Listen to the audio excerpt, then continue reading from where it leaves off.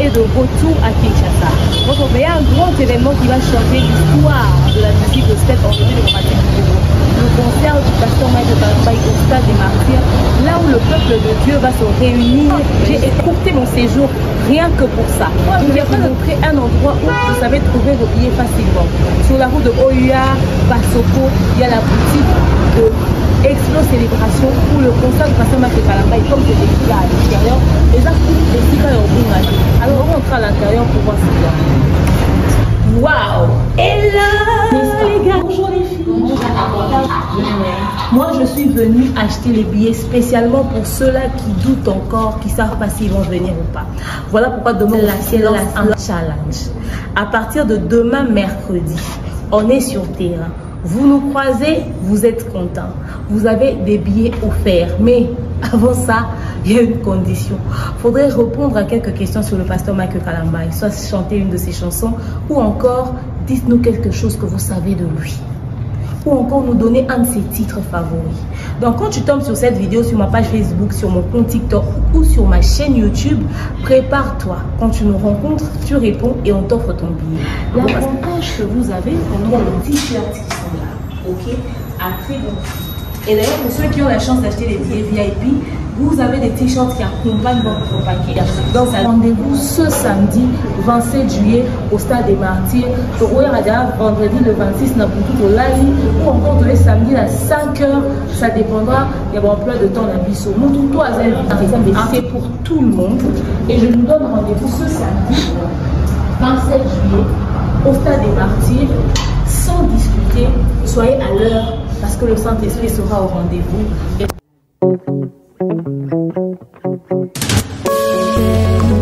Laisse mon cœur te louer, Seigneur. Être heureux, à ta bonne et à maloyo. Colon, au témalé, et l'ombe, Yahweh, kumamana, yo. Oh, Yahweh, kumama.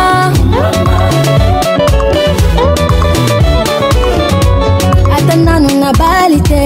Litaka soke bati likolo seke singane pesi autorisation bino pe po bozo rasangwa kitoko bozo ba information ya vrai bozo ba analyse kitoko senga bilongi oyo ya liboso na bino raison pour laquelle l'autre est bino sous ba sanga kitoko to est bino sous ba analyse ya kafu à travers cette émission qui est présentée par moi JFT Bilanga Maloba et comme intervenante nous avons la coach de Bernyangi Mukuse Atalo lelo vraiment na yambi pour qui a dévoilé les biso à toutes les réalités pardon où il y a vivre una na niveau Europe et pas yopi ya kenaki ko assister na ba différents événements il a fallu pour na ba différentes villes en France également na Belgique et pas yopi fallu pour passer pour dire qui l'autre yambi la coach vraiment abimception son emploi ça parce que ça vraiment important to ba vérité to ba o ezalaï kuna comme réalité donc ne ratez rien na quatre émissions oyo suivez là du début jusqu'à la fin donc pour que vous avez vraiment des informations précises et vous avez vraiment toutes les réalités oyo la coach de Menyang Avivaki una na Europe avec Fali Poupa, Credo Cléa, Christian Lumia qui sont derrière la caméra, derrière nos deux caméras, pardon. Je vous prie de nous proposer les tout premiers spots publicitaires et nous allons revenir pour recevoir la coach.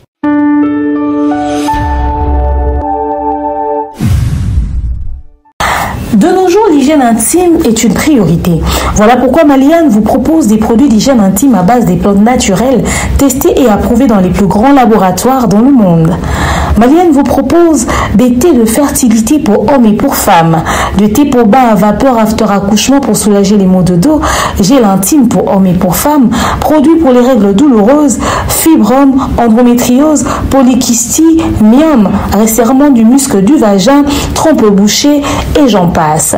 Vous avez également des produits qui vous aident dans tout autre type de soucis gynécologiques que vous pouvez avoir. Ceinture abdominale, vous avez les protège-slip, les bandes hygiéniques et tous ces produits sont disponibles sur notre site www.maliane.com. Passez vos commandes à travers notre numéro affiché directement à partir de notre site et vous serez livré partout dans le monde. Maliane pour une hygiène intime parfaite.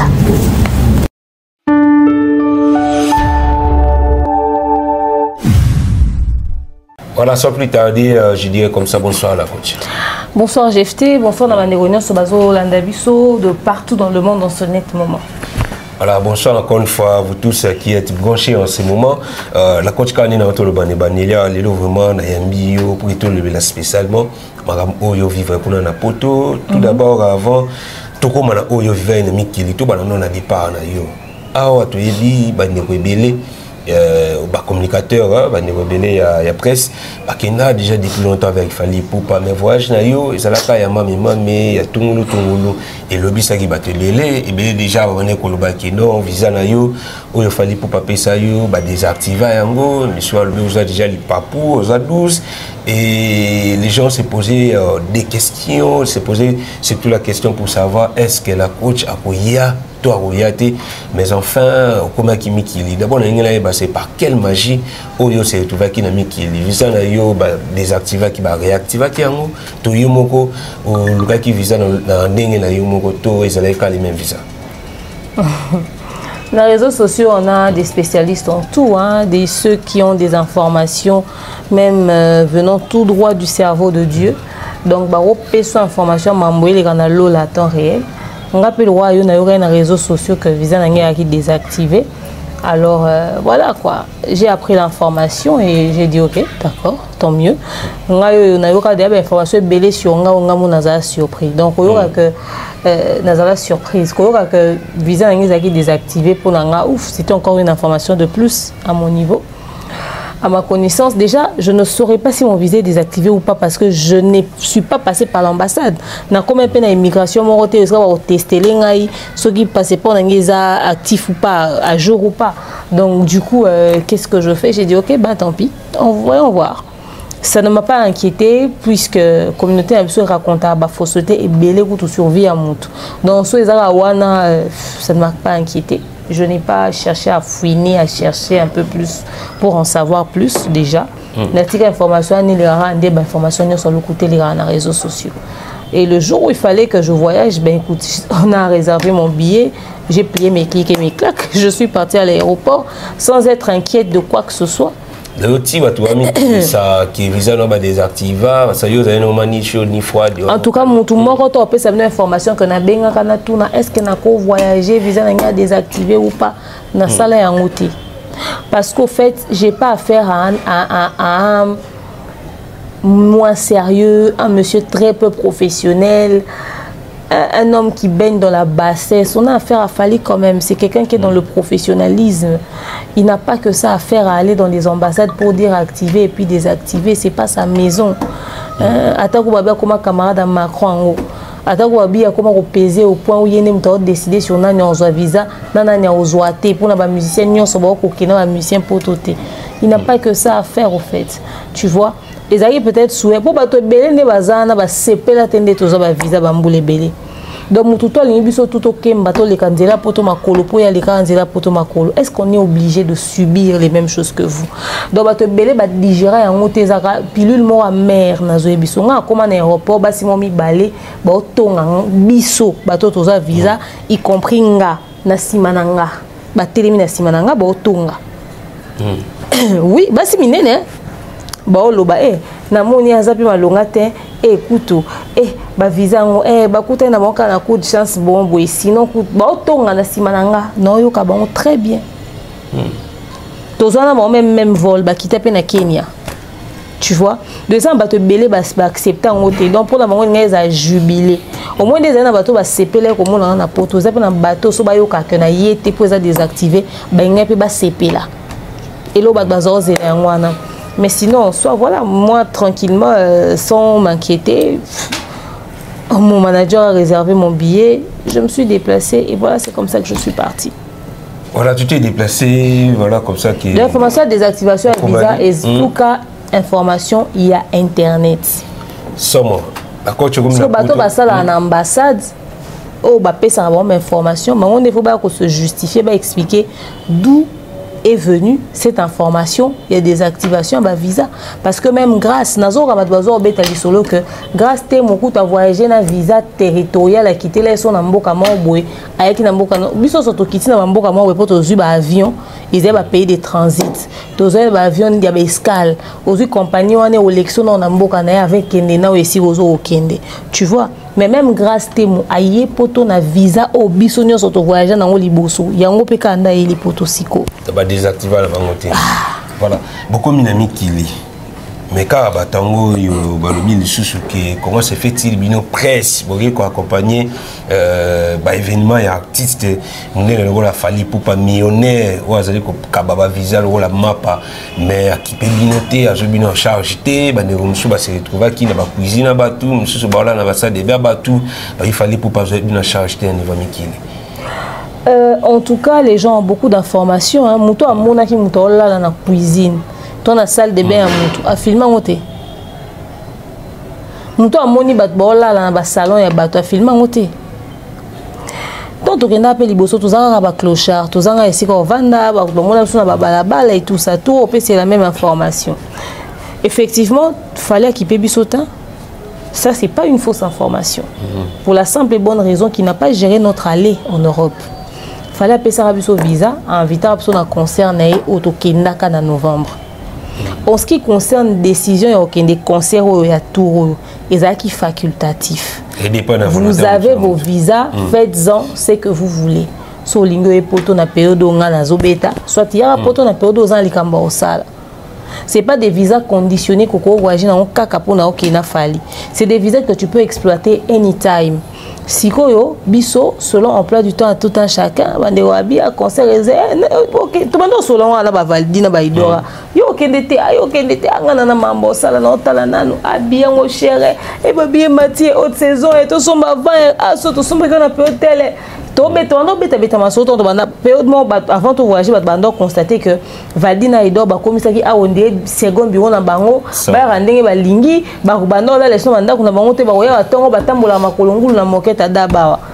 Il faut pas nettoyer moquette pour la contribution à bino parce que vous participez belé vous épuiser vous abuser dans le bureau na savoir beaucoup pour tout. Donc on était là ici on en parlait nzamba sala biso ngolu kozana carnet d'adresse na ozana ba le roi papa Jean Flavien Kani qui de maman Sandra Guito Kani koza ba maman Maliane ya papa Guy Bonpongo papa Kavia ozana ba le roi la ba maman Patemka c'est-à-dire aux gens bateau bureau maman Charlie Boss bateau azé beso to to tanga ba dona yo maman social bateau azé belo to avoir ba répertoire na biso que so aux gens besoin ça lika moi lika ni soko partager pe et pourquoi pas assistance moi ro ya songolo pakala bande ko bazé be musu to tangité aux gens ba manager le quoi le kinga ka mobutu to zana bateau belé ba Poutine de l'écriture ben vu candidat patrona bateau na nyonso baza wana soki lika musu assistance et ozala soki nini boza général Kelly Charleston ba Jonathan Kalonji basé belé o ba accompagner absolu ba soutenir biso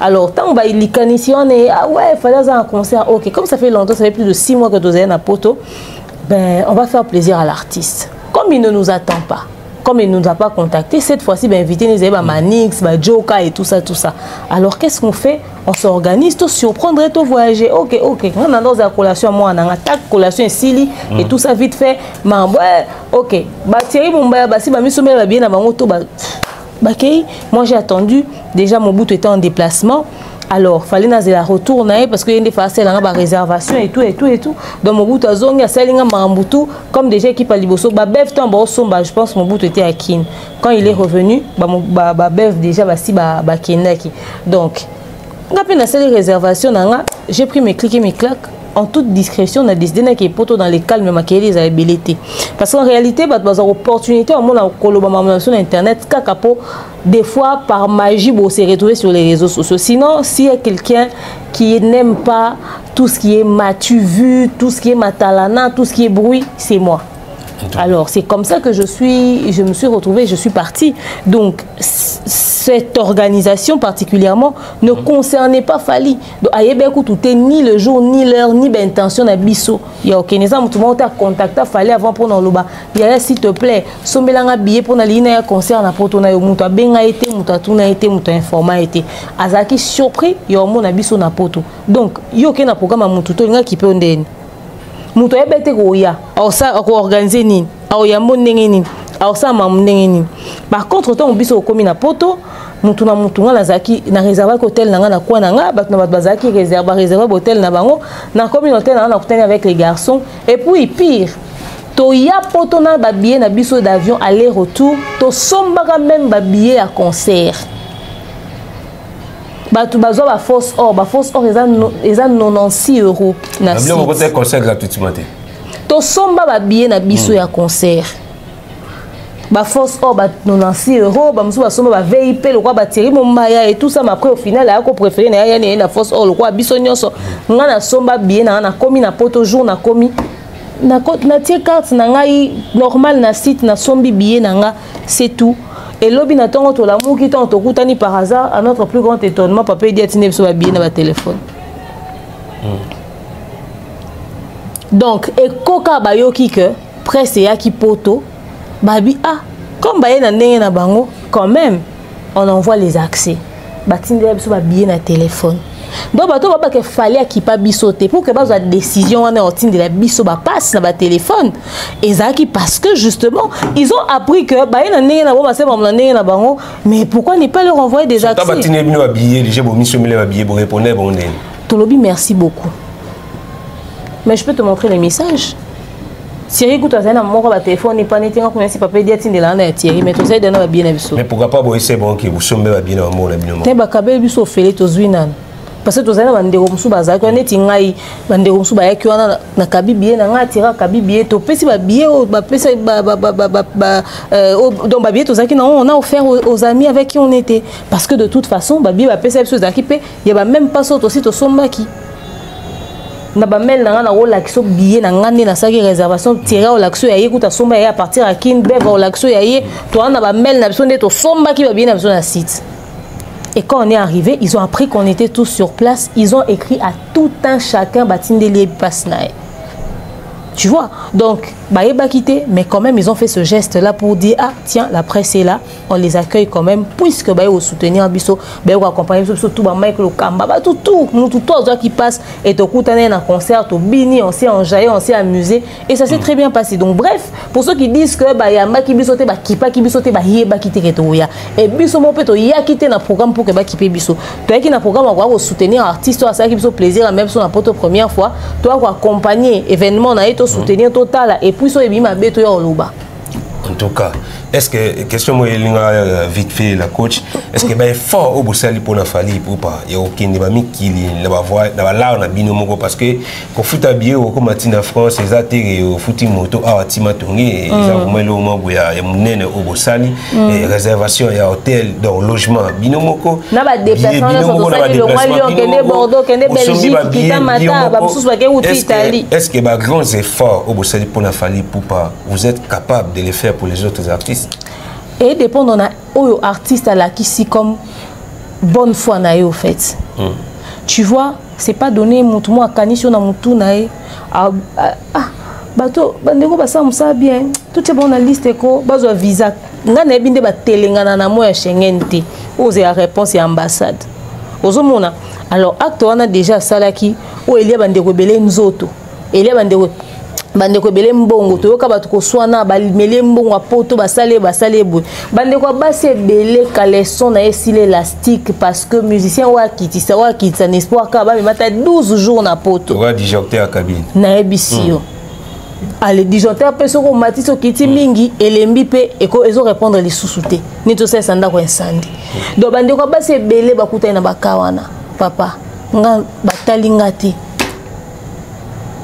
bandeko basebele batali bango ndem tazo rendez-vous et pas gynéco batali tali bandeko basebela nga batali ngate na salelo côté babenga na téléphone yaka na passeport nga pejo ah na passeport mais viens avec ton passeport t'as dit ba oyebisa nga atayo moko et puis bato ba viser za 80 €, oui mais ba viser mbango biso ozwa ki express bokoti lelo bimi lobi bo voyager bo mati biso kenda poto il y a haute saison c'est-à-dire de novembre bato ba fêter na poto donc billet combien de période on a plus de 1500 €. Air France direct tokenda combien de personnes donc déjà visa pour même non express oui il fallait foutre combien par personne.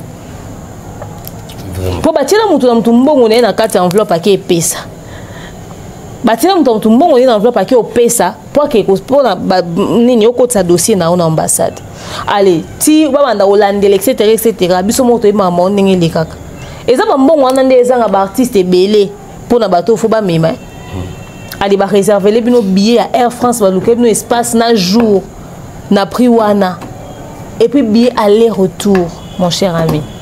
Il a fait beaucoup. Au bas parents de webele ba koka au salaté. Ma pan webele te kami pour ba ke poto mais moi on appelle muso aketi. Mais moi on appelle muso akepe kuna poto pas réussir peut éviter. Muso akeya réussir vie ma bossa ni ba parents. Biso oziango ya ofele grâce à musalo tout ça là. Au moni et semble facile parce que fallait a beaucoup d'argent. Il est riche, il faudrait qu'on se le dise. On se dit ah, ils ont des aggravités. Mais toi quand ça que soit outé na ba poche na biso.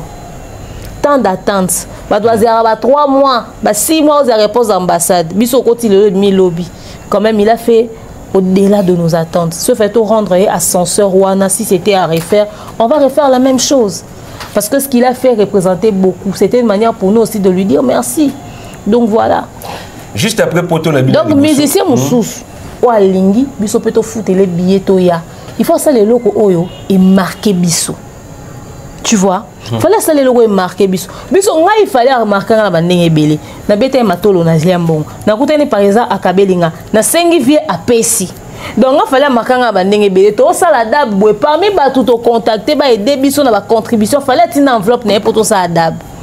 Allez comme il va tout bas que les potes soient canisi biso sous sa taille au moko combien de musiciens va ça là biso a soto lobika likamuta sili ki ba ça là ba critique te ba lobana ba loté muta ini biso ozomon yawo mona biso na fali ezaka to benda ni to benda to sala analyse et déranger ça problème te lobita ontozo olemba pe ka biso te nde baba nzoka lemba minu nete wana batunaye lobita ozanalika muka biso no kanisi de façon qu'on va miser muso na bango to comme na niveau obso comme na fali au fait ah ndeko lo yo bolamo ebele bele ba bolamo leke bele muso ko to lo baté là muso peut conseil peut appeler au conseil mo oyo o utiliser on a vie et peut au résultat ata yo moko juste après poto la bina liboso la coach tambozongaka et le bamaka ebele entre bino ba communicateur na bio ya fali pour équipe ya fali pour pas les loboke poto Rolling la bino bio a fallu pour que comment déjà avant bino boki après relation topé climat entre bino ba communicateur na équipe a fallu pour par la poto et ça nini et système allié nous donc vraiment climat ça en vrai on n'a pas eu le temps de se rencontrer quand on a émission le lendemain comme vendredi le lendemain on a recevoir qu'un message à papa et dit atindeli biso ba accès et ba accès atindeli biso moi j'ai répondu juste ah merci beaucoup papa Eddy et puis na commis l'écoute aussi pouvait me renvoyer aussi chez moi le billet de Thierry parce que Thierry n'avait pas son téléphone avec lui biso surtout commis les merci et pas bi je vous en tu as échangé par écrit quoi quand il nous a envoyé les trucs après ça on s'est pas vu on s'est pas rencontré to yokanité to benganité to yokutana na ejiki tenge na ndeko mususu na bosani kombone azarapeka na fali to yokutana bango na Bordeaux to ke kolia na biso na papa GF Flavie Kaniki to sisi kolia bito luka quelque part to vanda to partager un verre to vandika quelque part on va compter oh non ici on a fermé la terrasse il faut aller en boîte on peut que moulaye to bien et to zonga na biso le lendemain matin je partais en Belgique le lendemain c'était dimanche dans donc Belgique à 5 heures j'avais mon bus à prendre alors du coup je me suis dit bah écoutez qu'est-ce que je fais nazonga nanga to temi di banda to commander ba bolt et tout ça to monika mutuka faliye to ebe peut-être que ça fali un véhicule vient ça s'arrête pile devant nous portière et fongami mettre à fali mutao kita ah d'accord azana after the hour c'est pour ça qu'il y avait beaucoup de gens il y avait toute cette file là ok to temi na biso to so là alors il nous a aperçus il a demandé à son agent de sécurité d'appeler monsieur Jean Flavien Baké au soin monsieur Jean Flavien et puis il a demandé qu'on nous appelle Tozaki ngai Thierry Mumbaya tonton Bev Valdi Aïdor Mike Lokamba Valdi Aïdor Mike Lokamba na moi kati biso zeli banda nde bayo obenga biso tokoti alobi to kenena abi ba installer biso na loge esca coulisse na quoi là où il était to kei to komi to vandi masolo bandi à offrir biso à boire alobi ba eli biso ba boisson ceux qui veulent prendre le whisky bazu ba whisky biso bato mai to melima bato ba canette coca ba meli ba coca on nous offre à boire peut-être même 40 minutes ou même plus à parler maman to ande ko parler wana etali mutute à parler bazo solo là ba lobby ba beti ma solo to solo li to seki s'il y a une question et tout ça et puis voilà ça s'est passé comme ça déjà to kutane na ejiki tenge na bandeko mususo bazara pemenya fali et c'était très bien d'ailleurs on s'est salué ils nous ont accueillis ils nous ont installés et tout ça après tant fallait que na lobby beaucoup tissé nga ba invité nanga kunana et si kaza osala after na ba memi bisoti talaka aidor amati le roi zaché roi zakayo amati na mesa wana ya boîte a filmer fallait filmer ba tunyo ça li kolobo net so image on c'est man internet donc to ba filmer bazu ba image to ici en tout cas ça s'est très bien passé au revoir grand frère et tout ça tina suka to zaki na a koti na mutuka na biso ozu ba mituka na biso ngana keip na kanga ba valise na ko na rata ko bus na yo za train donc bref en tout cas c'était ça le climat. On ne s'est pas rencontrés en dehors de ça, donc si les gens veulent savoir s'il y a eu affrontement, s'il y a eu quoi que ce soit, je ne pense même pas que si on s'était rencontrés, affrontement X ou Y et Niezala, parce qu'il n'y a aucune raison qu'il y ait des accrochages entre la presse et l'équipe qui accompagne l'artiste. Pour quelle raison en fait? Ah tiens, je pense qu'au concert, tu as un fiston coloqué. Oui, tu as un fiston coloqué. Oui, hein. C'est la seule, l'autre personne qu'on a rencontrée, c'est lui. Fiston Saï Sayaza, Kiwana, PC Mbote. Puis voilà. En tout cas. Donc, on a Souza, Bisouza. Ouais, Ali, Téléma, Okundanga. Non, t'as une vidéo, on a sur TikTok. Souza, Kala. Donc, climat, c'est là qu'il y a un bon déjà la coach. Donc, dans l'ensemble, c'est ça. Vous avez besoin de la réalité. Voilà. Oui, les Kaikuna, Mali, mais toujours comprendre. Dans la bino, oui, c'est comme la réalité. Et voilà, le sur le climat, il y a communicateur, il y a bio, il y a famille. Maintenant, entre vous, les communicateurs, là, il y a trilogie, là, il y a premier poteau la bino, tu dis, mais Bimara est bien. Et moi qui est là, tu sais comment il y a des bana, tu sais, niveau. Bio il a fallu pour pas il y a une lettre il y a des solidarisations pour balemara vraiment buzoba oyo bandeko belé basalaka na kati na bino derrière ba traiter bango ba antivaleur et lelo yo na deuxième poteau obokei. Comment a été votre relation entre vous les communicateurs kuna niveau mikili entre nous les communicateurs et les influenceurs voilà ouais biso na bateau to kutanaki parce qu'on n'a pas rencontré tout le monde. Ben, écoute, ceux qu'on pouvait saluer, on s'est salué, on s'est dit bonjour. Et ceux avec qui on parle, on a parlé. Moi, j'ai plus traîné avec ma boma nangana bangwa. Bakoma mona on ndende on a mobile. Thierry Mumbaya, Tonton Bev, Aïdor Bokwala, Valdine Tamboué, il y a tout babakse nga Maître Manix. Donc, n'embusio Maître Manix a non mon amour père ma boma. Pour Esika Valdina Aïdor Baza, immaturité Zarawana ou Kokabamote. Et Bev, nous ça, nous avons filmé Bouzoba. Et Thierry Mumbaya, tout le monde connaît Thierry. Donc, c'était ça un peu l'ambiance. Après, Tozaki Pena, Tozaki na. Il y a Belgique, Big Zaga, Tozaki, à part Big Zaga, tout ça, c'est Didier Chériz. Donc, c'est les personnes que j'ai rencontrées. Papa Fraise. Les bateaux, on a rencontré, bateau, on a vendu, on a sauvé, on a séqué, on a supporté Bango pour Nebisio. La vidéo, je me nom la Grâce Témo. Ah, il y avait Grâce Témo, Tozaki na Grâce Témo, peut-être que n'est pas Maman Dorothée Mafuta. Et puis voilà, nous avons Baris, nous avons Sembo Tessika Zwami, nous avons un restaurant, nous avons chauffé, nous avons chauffé un appartement, nous avons Baris, nous avons pondu à glace, nous avons glace, nous avons glace, sauf quoi on a des normal. Donc comme nous avons la fourté. Et heureusement que Big Zaga Zakiwana, comme un chef cuisinier, a aidé Bisso, Tomiko créer les shows, on a Mamiko font là-bas fou, dans ce Big Zaga Zarate, Aris a un tutoriel sur YouTube, avec le Rwanda, ils font là, Nebicho Nanzala, mais tu vois, on a tombé, soit 1h du matin. Il y a donc, tout ça vendredi, Potoko ta samedi jour à concert. Nde musalo toza osana butu. Mon bout n'a pas vidéo moi sur ma boma. Donc dès toi qui bisogno sur un auto pour fond la forte. Na biso basio toza qui on a sur place. Donc c'était terrible. Après dans l'ensemble ça s'était très bien passé.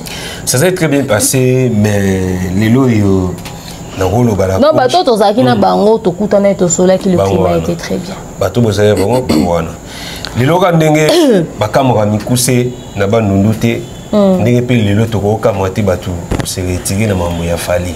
Déjà na trilogie tout le monde a un antivaleur monsieur Babimaka ko soit la batu mususu yaka bakoma même ko cracher sur visa Fally pour pas pesa bango et lelo c'est le tour des Yoruba. Tout le monde Yoruba qui est poto pour la deuxième fois Fally Poupa et les Yoruba ko un discours contraire il y a discours azalé non avant tant azalé qui na Fally Poupa et jusqu'à niveau jusqu'au point pardon il y a ko senga ba musicien misuye ya lobby ya blessara bango tant ada pemé na Fally ko finga bango ba kofi ba faire ba wata ba les autres ko senga bango pardon ko lobaki ye à Ningi vraiment cette fois-ci à se focaliser dans la carrière naie à longue qui pied petit à Fally kolobela Fally la porte-parole motuna nangeza ni nezo sala ki batu à chaque fois so ba ki ba tourner à Fally Poupa ezanga moko to mi balete bayaka koya ko keninzela mususu contrairement nzelo bakina albuso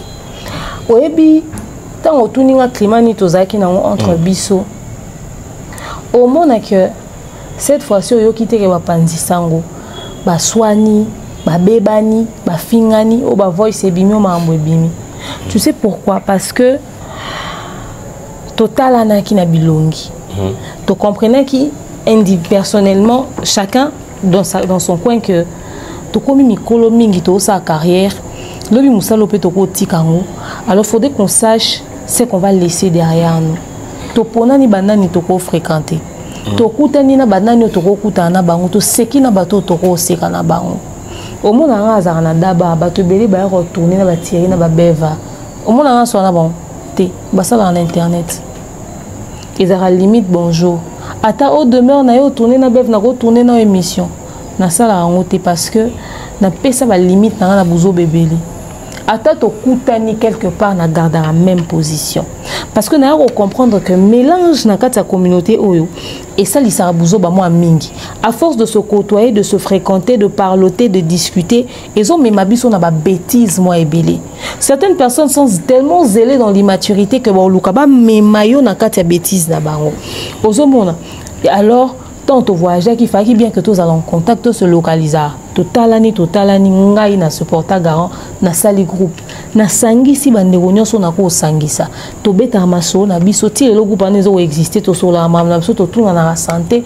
to suki wana muta garder délire na vie privée na en privé to tonga ba to kunate to senga na ka émission to senga na ka ba localisation un point entrée au moni que lelo éviter biso buzoba ebele alors to ko motel la buzoba na musika lelo communauté zo comprendre ba nani ba omema buzoba ba nani ba oya na ba trouble nga na comprenait que na vie oyo ba tu basala rien pour rien te mais les gens sont pas sages oyebi ko ça lelo par intérêt sans pour autant qu'on manifester ko ça par intérêt au bénéficier pe ni loko mais pourtant ça par intérêt parce que ça les proprement mais le coso ezo les rabato les gens ont des yeux plus gros que leur ventre. C'est-à-dire qu'il y a mingi ko leka quantité à libumunae. Yoruba ne lo ninyo ya ko réclamer pas Fally. A ko changer ba discours nyo soit lingi. Mais Fally n'a pas de dette de Yoruba. Fally ne doit rien à Yoruba. Yoruba ça ne lo ko moko ta sala na carrière à Fally ou impacta. O le lo ko sala ngo Fally chantage. Fallait benga yorobote pour ebisa ya oflobela nga mam na mission ya o démarrer la nga batu à sala yango te ba recruter yorobote au contraire yoroba ko zala en quelque sorte redevable envers Fally parce que bénéficier na babilo ko mususu o binga ndé na boza ma relation mo na ko beta na téléphone na composé combo tok tok na bengi allo bonjour boni bien mutona na ben ndeni peut-être le musupe na ko ça peut demandement boy et bimi c'est nga pe quelque chose Fallait au kata sangona ngote relation dans un point parce qu'un jour on a fréquenté Fally mouton a moni que ah fille yo sola bien a Fally bazara bien on a grand fan. Ah ok, d'accord. Rien qu'à cause de ça, ngaso na salé le romoro boy à quoi intervenir. Rien qu'à cause de ça. À talabi na réagir, na intervenir. Aux monde. Mais on a battu mususu. A ça n'a même que carnet d'adresse n'est qu'au moins 2 personnes au barreau bimicelé autant grâce à Fali. Ce même Fali wana peut-être à Pessi de Yoruba Bablo mususu a Pessi batu musulte. Mais Yoruba oublie tout ça. Pour des futilités, saute au côté en profondeur, il y a plein de Yoruba. Tout ce dont il se plaint, il y a tant de sens, il y a tant de logique. C'est des choses pour lesquelles il ne pouvait même pas venir parler sur les réseaux sociaux. Il faudrait qu'on apprenne à avoir honte. Son il faut que tu aies un communiquer pour un événement. Des fois même, comme genre en communication, tout ça là, et ressembler à la promotion. Il y a un bâton sous la même que tout ça là qui n'est pas fallu. Il y a une chaîne, il y a un compte sur les réseaux sociaux, ou soit poster le état pour les pages de grâce. Nous avons une page Facebook, nous avons posté un compte TikTok, nous avons posté une chaîne YouTube, nous avons posté il y a posté information, il fallait combien de fois il y a une émission pour le moment il fallait que ça ait un impact dans la communauté et créer des dégâts au point où siliki. Il y a tombeau qui s'est battu pour n'a fallu combien de fois. Tout le monde a la vérité quoi. Yoruba Fali ne lui doit rien. Pour se mettre d'accord, tu peux aussi aller. Quand il vient, il demande pardon aux gens. Mais c'est lui-même qui a offensé ces personnes-là. C'est tout à fait normal qu'à un bateau, il a offensé qui pardon. Et bien, on dirait que la Fali, c'était Fali. Et tali batu na compréhension na bango. Et tali batu na compréhension na bango. Nga mutako tianga malobate pona ko hypothéquer éducation ba parents nanga. C'est-à-dire na vandi bo musicien tianga ma finga na munonga pe na na plateau na tali tata nanga na maman nanga na ndo finga mutu. Asengi pardon ya mabasa la consciemment. Ya na mutu mo to bimisata message a Fali a komele attaquer. Démarrer finga. Na ngote so ko tu mama ya bana ne oui ya pamba azala na ngoti mutu mota aza message ya Fali ya bongo tinde. Fali n'a jamais envoyé qui que ce soit, Fali n'a jamais appelé qui que ce soit. Il a demandé pardon pour les actes qu'il a posés. Il est le seul responsable ya bilobela na qui dans les réseaux sociaux. Ma bena sala qui résultat na ya ngwana nda futi. Ya ngwana nda futi. Donc, Yoruba ne puisse pas ramener la communauté comme quoi culpabilité, ça est culpabilité. Il y a un ça la marade. Et ça a bon chose, un musicien m'a boué, au comme le cobi m'a bien pas musicien moussous. Mais pas faire un peu qu'il est là où ils étaient. Batou bazana ba liate ba la heure nyonso. Batou bazana ba se retrouver ba y a ba tout ou mettre de leur tête. Il y a quand ça qui pas faire dans aux années. Combien de photos qui va l'aura tendance excusez. Combien de photos qui va l'aura tendance qu'on se plaindra. Batresi mbelenga bangwana ba utolo ba lobi na ba desari na wat. Tialbi c'est consacré la carrière comme artiste. Ana carrière nini. Soko bébé tchanda to bangele ye ana carrière ni. Il a quelle carrière Yoruba? En bref là. Ana histoire nini o ya raconter.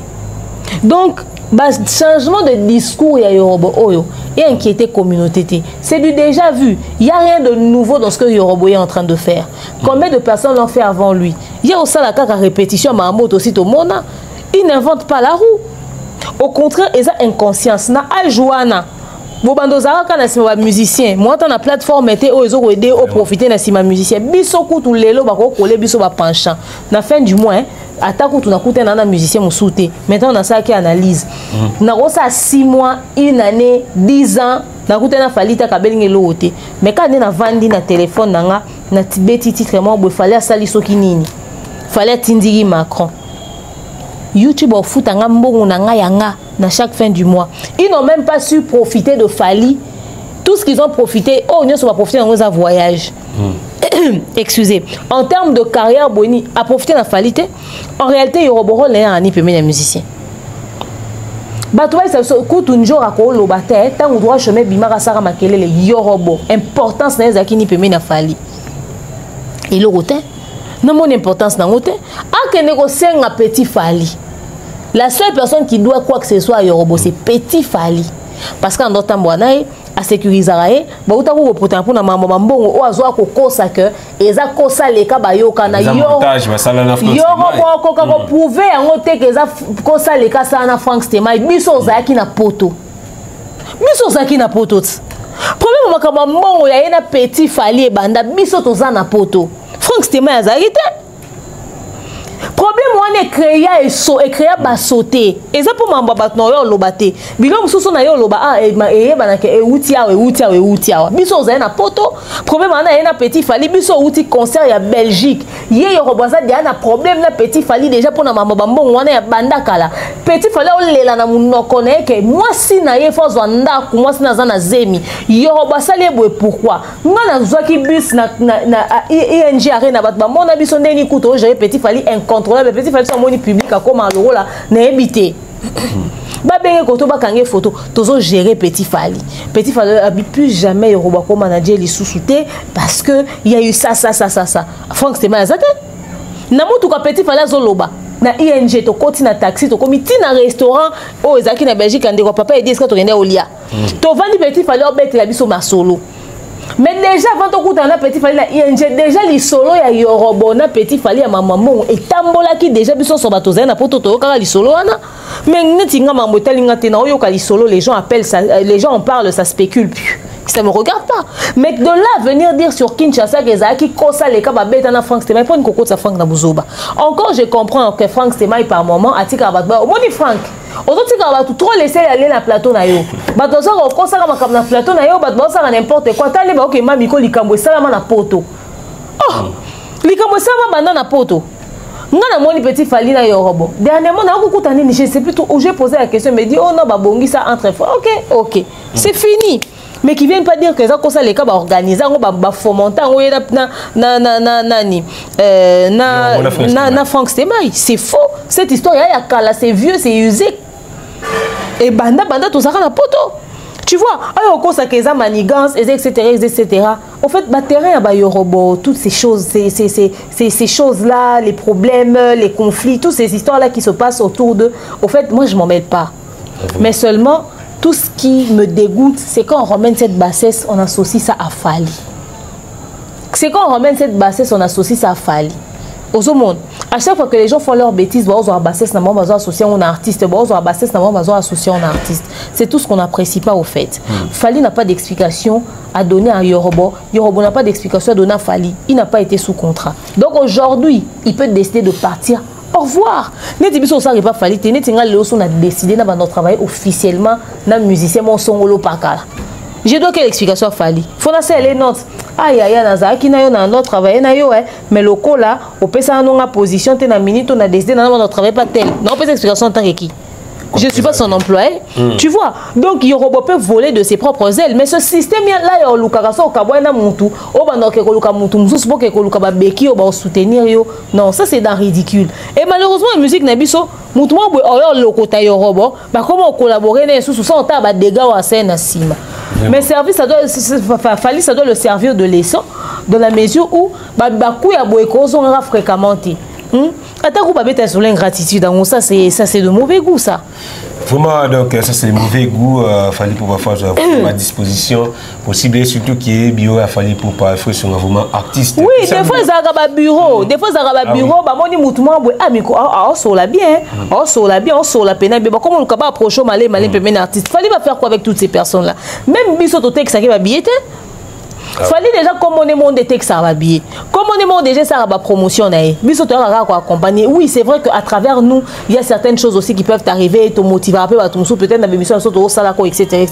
Mais personne peut se taper la poitrine pour dire si Fali c'est qu'il est c'est parce que moi. Non, il y a ses efforts à lui aussi. Bato ba vanda pe na coulisses na cuisine ba concevoir ma cambo pour Fali comme esika Fali aza. Yorobo na liste. Attends, la liste à bavard, il y a des bandes dérangées tant qu'on va créer une idée pour faire comme il fallait à Zati. Vous m'avez continué à côté, mais là-bas, bureau, il y a des artistes, belé ou balinga rochona, des artistes étaient. Artistes à ton carrière, n'a pas si à moni à ça les sacrifices, c'est belé, à moni souffrance, c'est belé, pas comme à oh, il a commis, mais yo. pona mutu moko boye afingi makasi mutu moko boye alobi makasi obenge soldat opusani se pembeni artiste a joué pe ba privilège ba faveur moko boye ou peut-être la méritarité vraiment ça fait très mal. C'est ça le miato pe ba mukie à travers ces spots publicitaires et après nous allons revenir.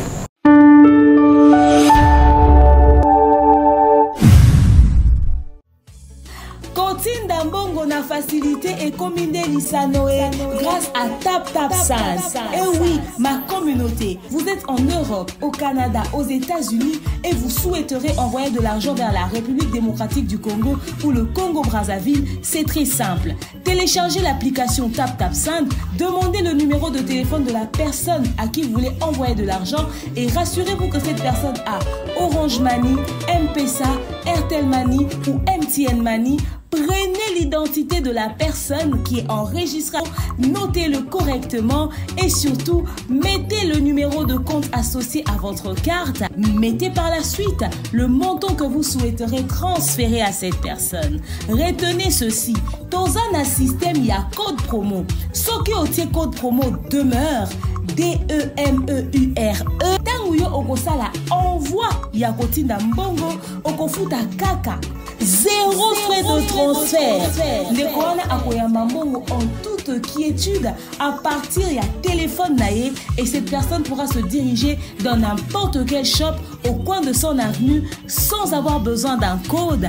Juste aller et retirer rapide, fiable, sécurisé et très simple. Tout cela grâce à TapTapSend. Avec TapTapSend, pas de problème de connexion, pas de retard. Une fois au Tindi et commis, tu tapes et tu sends. Code promo demeure. Recommandez-le à tous vos proches. TapTapSend. Ah, l'équipe en haut tout quoi.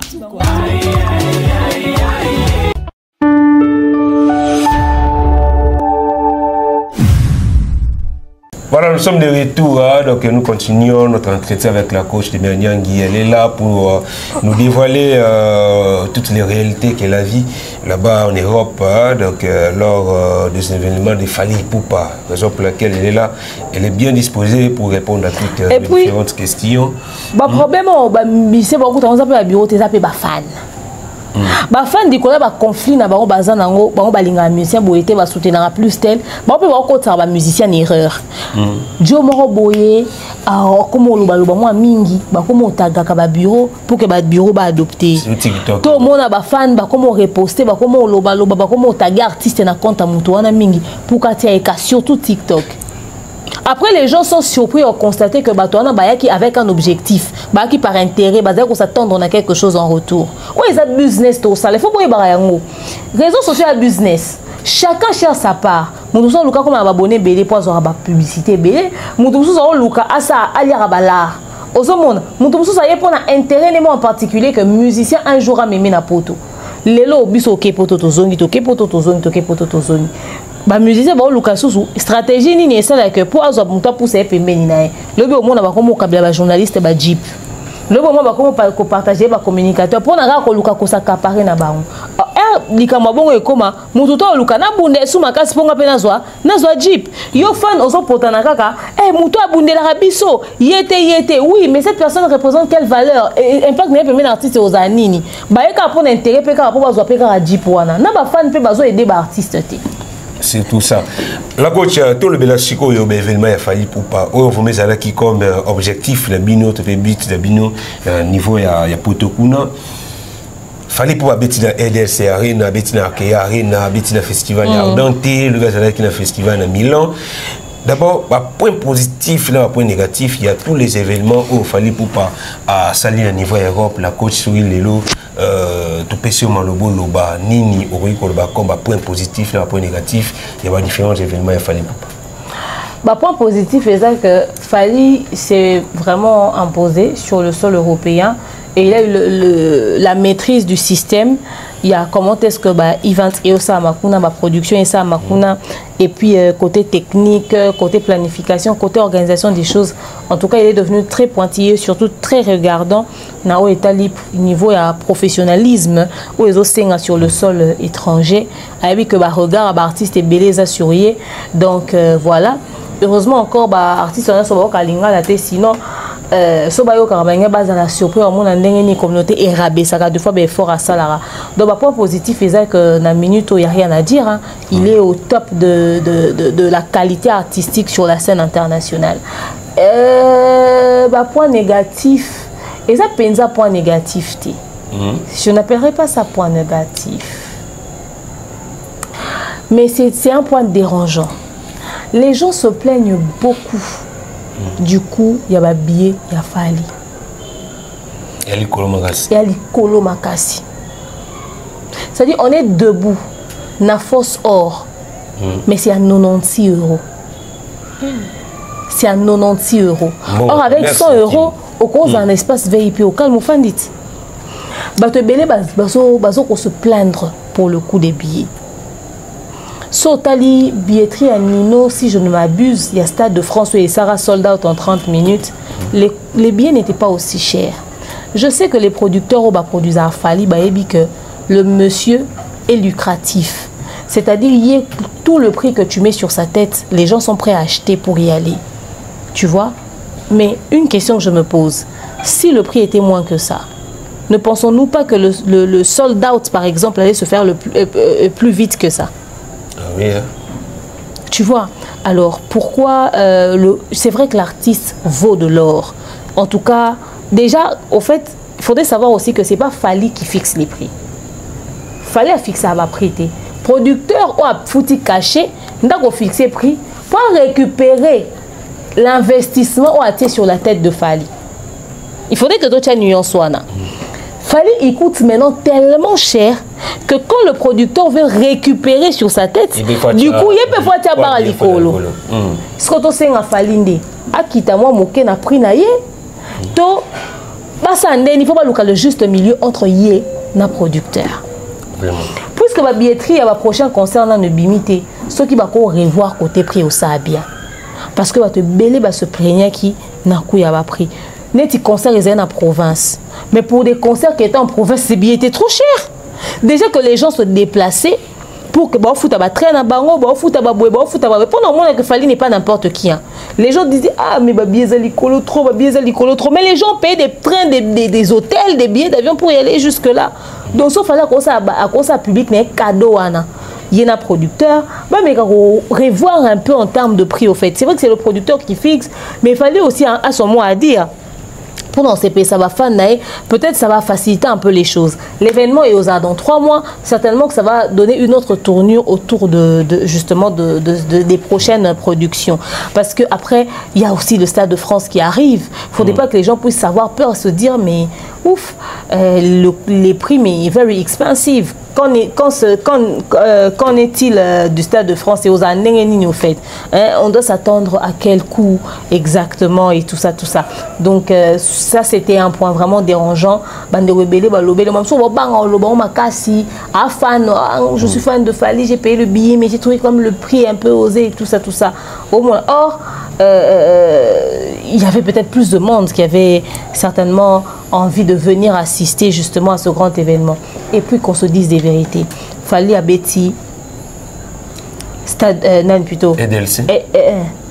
À Betty, la Défense Arena. À Betty ING. Ovo. À Betty Ovo. À Kyobeta. LDLC na Arkea. Dites-moi, il y a des fans to Koutanina on a chaque concert wana. Avant de rappeler na ba ville wana te. Neti d'abord c'est une commune garçon à Outa Canada. Imagine à Outa Canada. Donc ayaka a somba ka bien nae. Et pas dans la nesika bien pas dans image bien pas dans la chaîne YouTube nae. A somba ka bien nae. A somba ba passe na somba ba accès nae.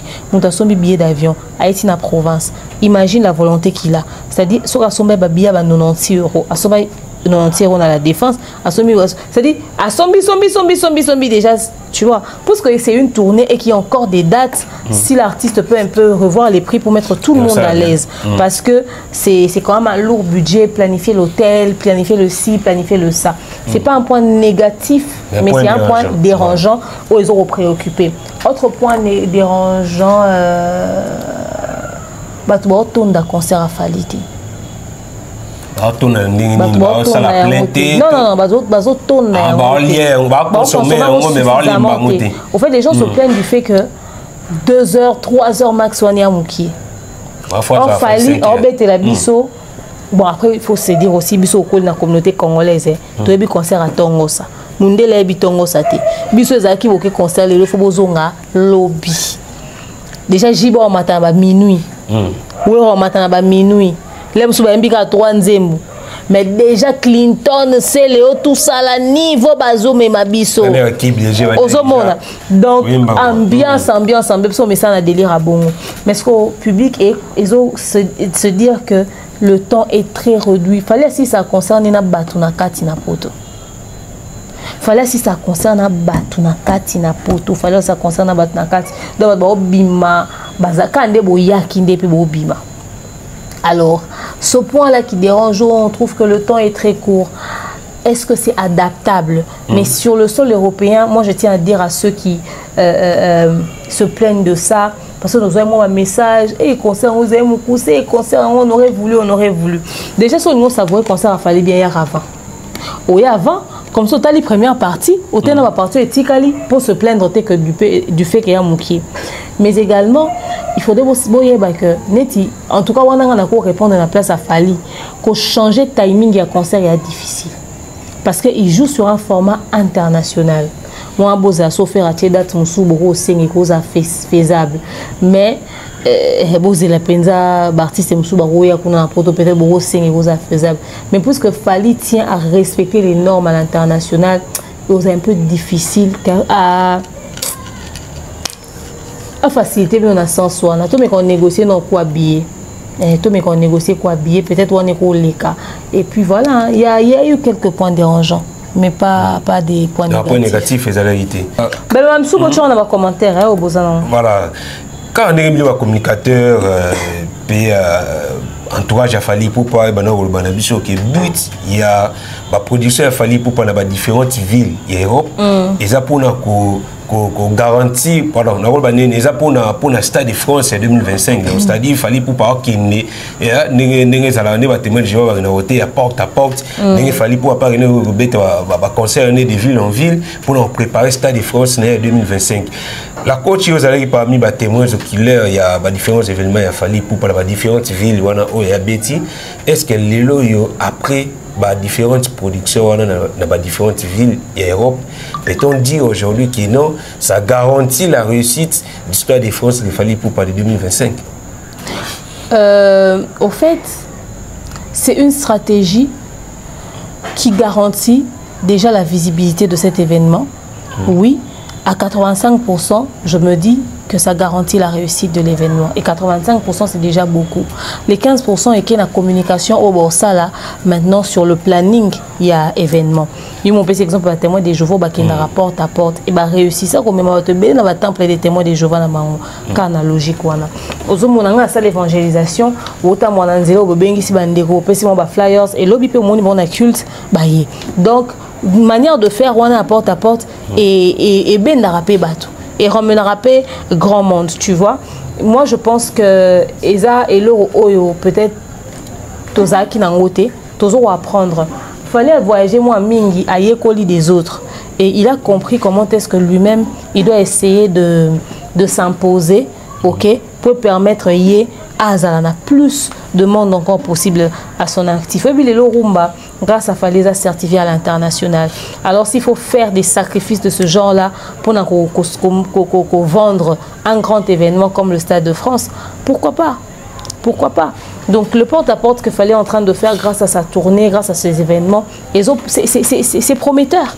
Ça promet que le Stade de France, oui, ça sera bon délire.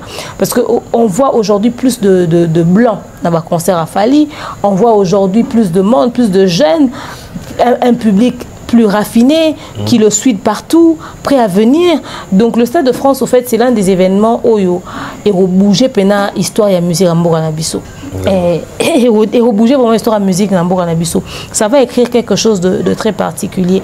Il y a un tout sauf à la Stade de France et aussi qu'aller sous Nini. Quoi aux en ont prouvé Bisso. Tu vois, vraiment le digne fils de la RDC qui fait mieux que ses pères musicaux.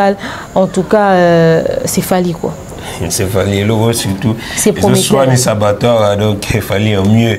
Alors, Fally pour participer encore une fois les nouvelles dates. Nantes, Marseille, Villemont en Allemagne, Île-de-France, Lille. Mettons dire que non, après la production, il y a novembre, il y a fin de l'année, Fally pour participer. Donc, finalement, la date officielle, il y a Stade de France à Fally pour. Il se peut, oui, il y a des fortes probabilités que peut-être même jour à dernier concert, on a été pendant le concert, quand on a un concert annoncé la prochaine date. En tout cas, il y a des fortes probabilités que pendant le concert, peut-être même en Allemagne, a annoncé justement finalement en fin de date, il y a Stade de France. Parce que la date du Stade de France, il faut l'annoncer 6 mois avant. Et puis, il y a un Stade de France.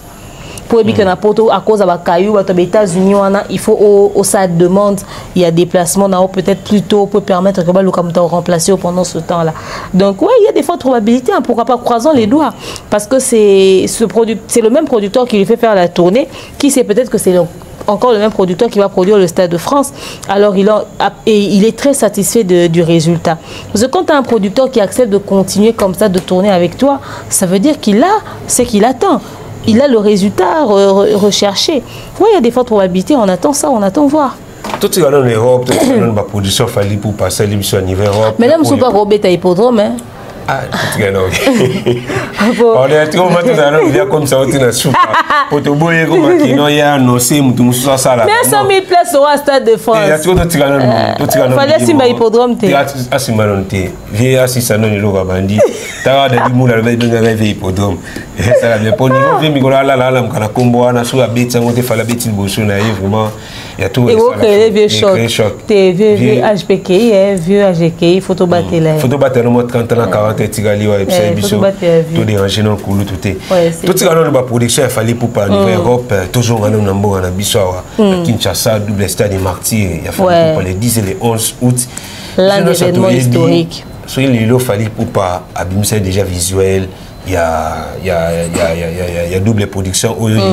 Déjà, je crois bien, des voilà qui paient quelques sites et pas y puis des roses habillés. Déjà, la station totale, même si on habillé déjà disponible, peut-être sur les solo. Les lots pour qu'il fallait pour pas comme un stade c'est déjà ça qui va préciser nous soit réservé déjà stade, on sont déjà calme mais organisation et ça déjà qui toko et aille au dévoiler date. Mais tout le monde communicateur, il y a un nouveau gestionnaire, il y a Stade des Martyrs, parce que tant qu'il fallait réserver un stade, ceux qui a réservé un stade, tout le cabinet, il y a le ministère sport, on a changé, le gestionnaire Stade des Martyrs n'est plus le même, l'autre a mis un nouveau ministère sport, il a un nouveau gestionnaire, mais il paraît que le nouveau gestionnaire Stade des Martyrs a reconnaître les réservations, il y a double stade, il y a fallu pour pâter et communicateur a communiqué dans les médias que fallait pour pas n'a pas réservé le stade des Martyrs pour les 10 et les 11. Donc il va reconnaître les réservations. Mais habiter information est vrai, est-ce que ils ont comment ça fallu pour pas tout peut-être ancien ministre des Sports, ancien gestionnaire Stade des Martyrs, on va détourner là où fallait pour pas réserver le stade. En tout cas, de manière très détaillée, je ne sais pas entrer dans le détail parce que je ne suis pas dans l'administration de Fally. Mais ce que je sache, c'est que, d'abord, pourquoi cette sortie médiatique? C'est la question que je me pose. Pourquoi? Pourquoi avoir dit ça dans les médias? C'est l'équipe de Fally qui gère tout ce qui est administratif. D'accord? Ce n'est pas une personne inconnue. Il a mis une date au Stade des Martyrs, mais qui, selon vous, n'a pas été réservé. Peut-être même qu'en appelant le précédent gestionnaire, basu ça comme information. Parce qu'il faudrait que les gens sachent que mon bateau babimi lelo, et un bateau yo bazala qui l'obité. À l'époque, il fallait annoncer Stade de Martyrs.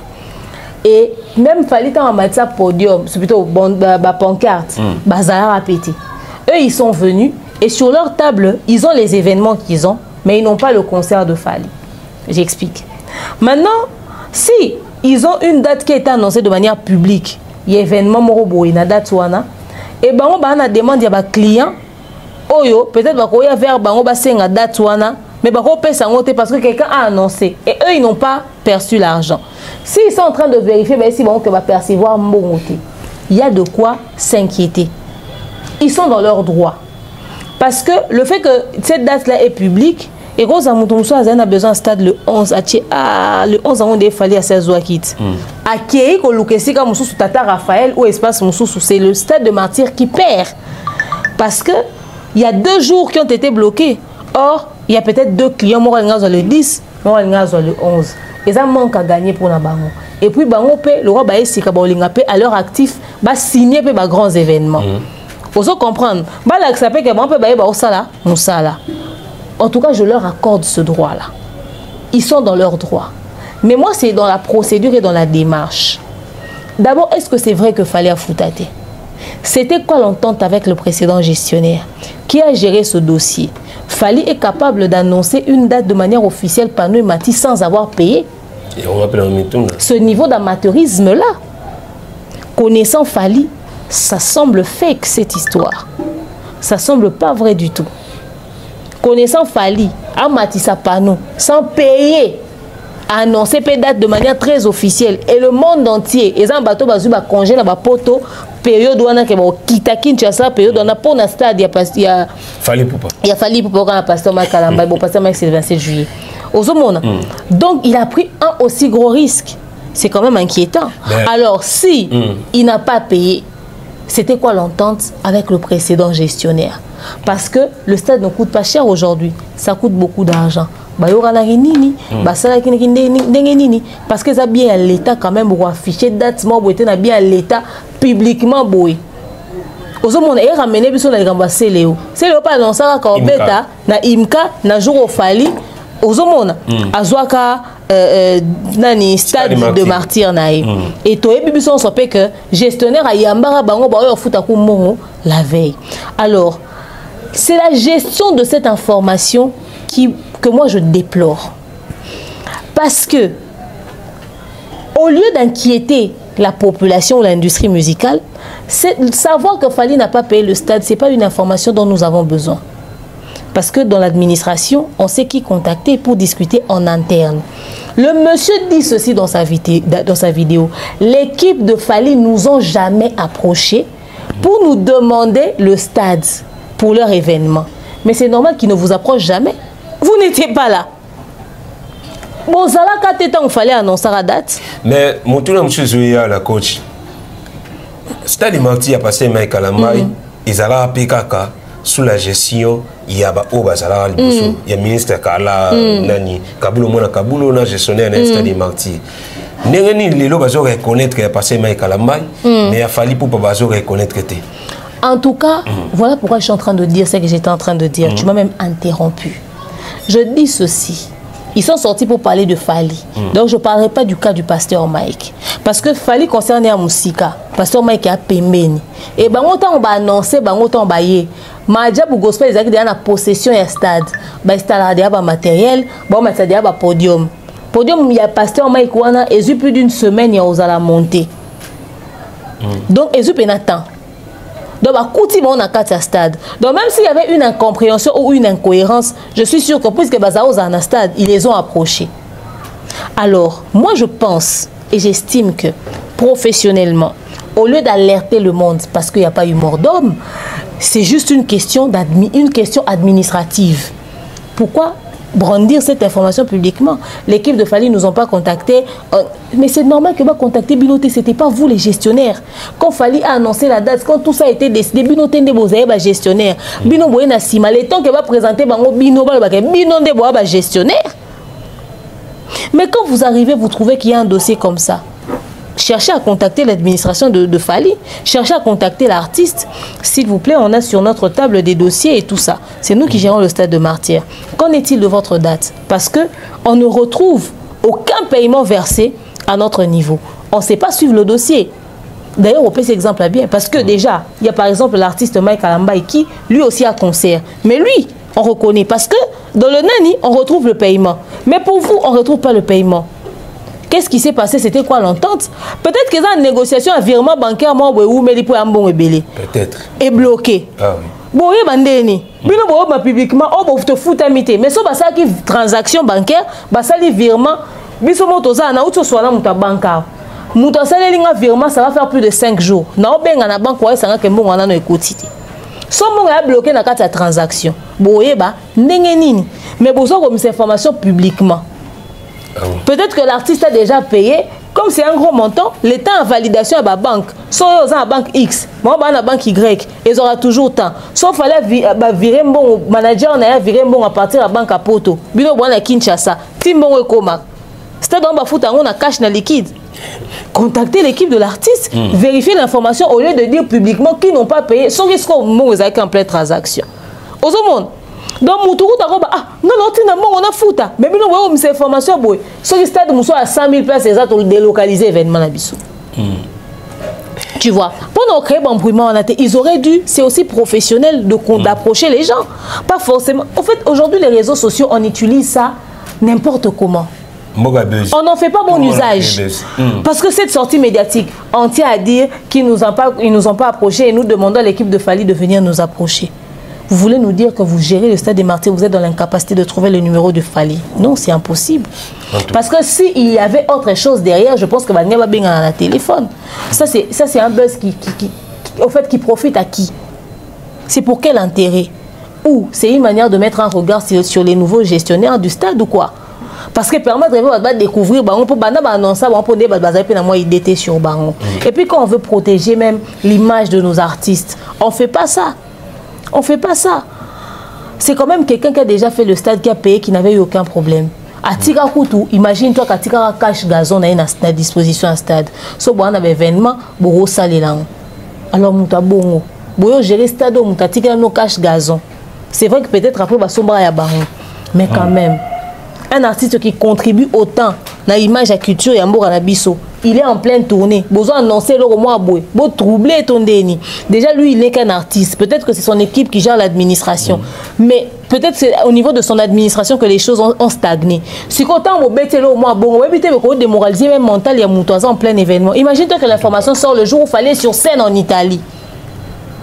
Ils ont une idée de ce que ça donnait comme impact. Parce que l'administration des Gérama Kamsou doit attaquer des Fally. Tu vois? Non, l'affaire a été tellement mal gérée au fait. Des fois c'est très peu professionnel.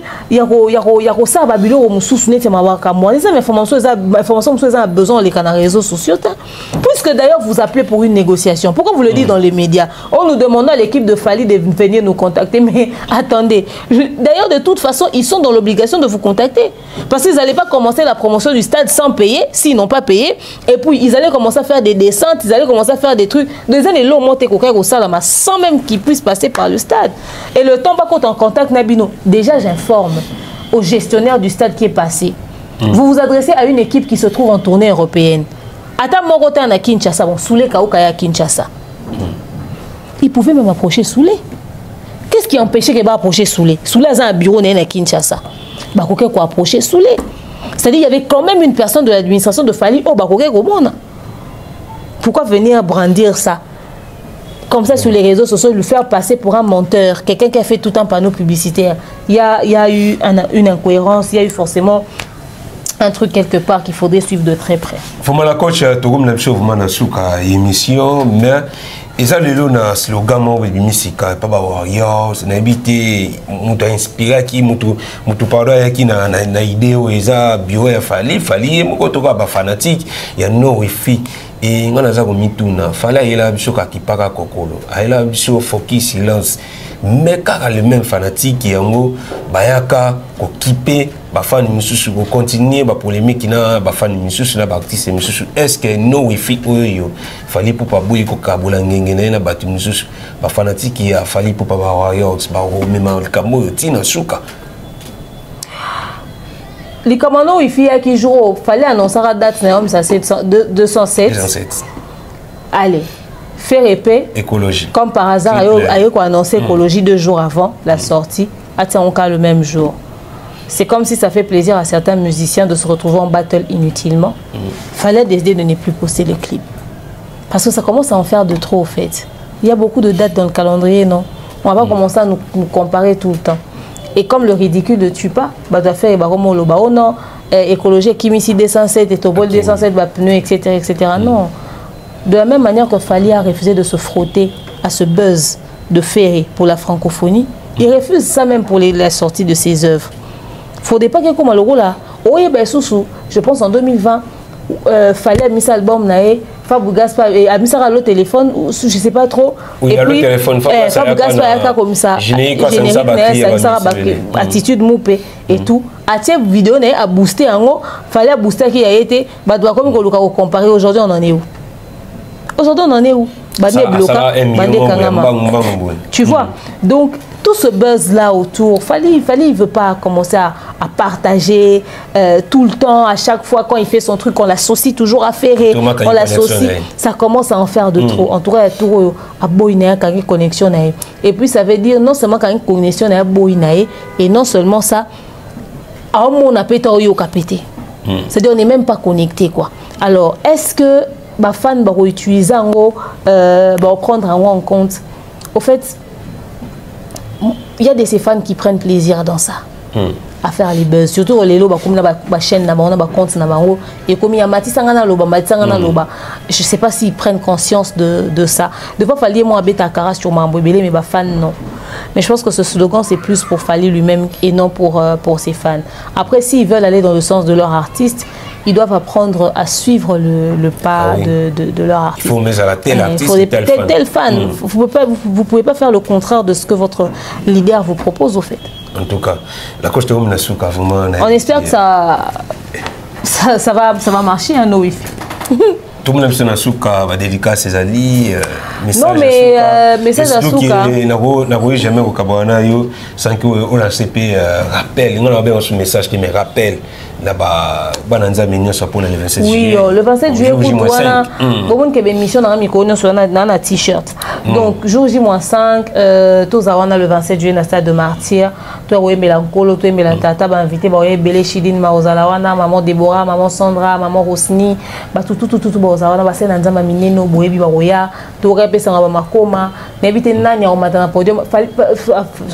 Pasteur Mike Alambaye, à combien de temps, ça on ne sait pas, mais je nous invite à être là nombreux.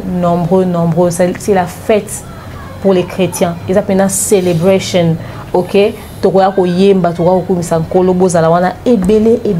Achetez déjà vos billets. Et à partir de demain, nous offrons les billets gratuitement, ok? On va faire des descentes sur terrain, on va lancer un challenge. Je posterai ça sur ma page demain matin. On va faire des descentes à partir de mercredi, pardon. On va faire des descentes. Déjà mercredi, vous aurez la première vidéo. On va faire des challenges.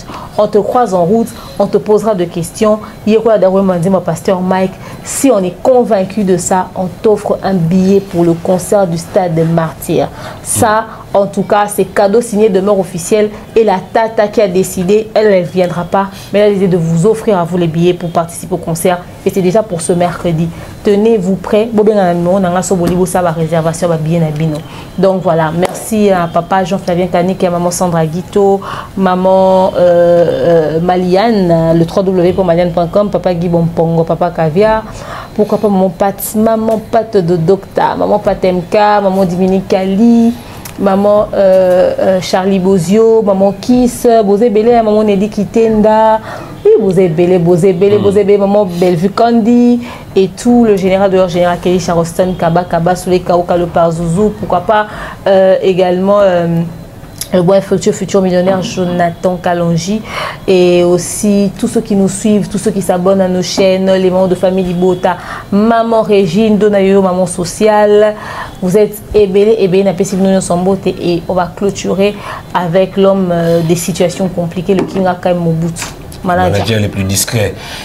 Encore une fois, merci la coach pour la disponibilité. Merci à vous tous qui étaient branchés pour suivre cette belle émission.